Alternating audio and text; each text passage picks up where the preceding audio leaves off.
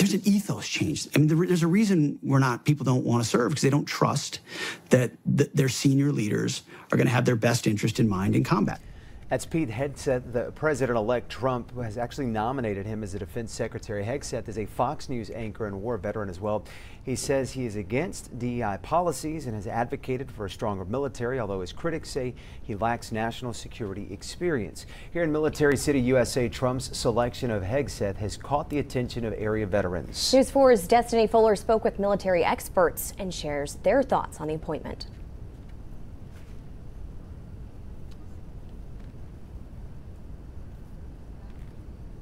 President-elect Donald Trump has named Fox News host and military veteran Pete Hegseth as his new Secretary of Defense for his upcoming presidential term. That choice catching many Americans off guard. Should we be surprised?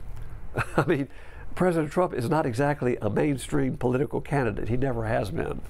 He's outside the mainstream. Jeffrey Adicott is a lawyer and retired lieutenant colonel for the U.S. Army who currently teaches law at St. Mary's University. He says Hegseth's appointment is unusual. Usually the Secretary of Defense is a 3-star, 4-star general that's been at all the levels of command. They've worked their way up from the bottom all the way to the top. Pete Hegseth is a fine American, a great individual, a great veteran.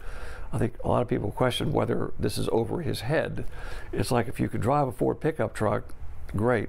Here's the keys to an 18-wheeler. Despite this, Adicott says this choice could be a much-needed refresher to the armed forces. And I think primarily that reason is his emphasis on getting the military back to doing what it traditionally has done. We don't want to emphasize diversity. We want to emphasize green.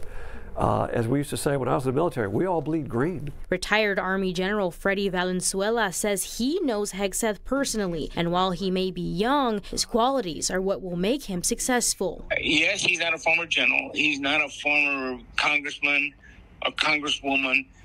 But you know what? This guy's not a dummy. And this guy follows orders.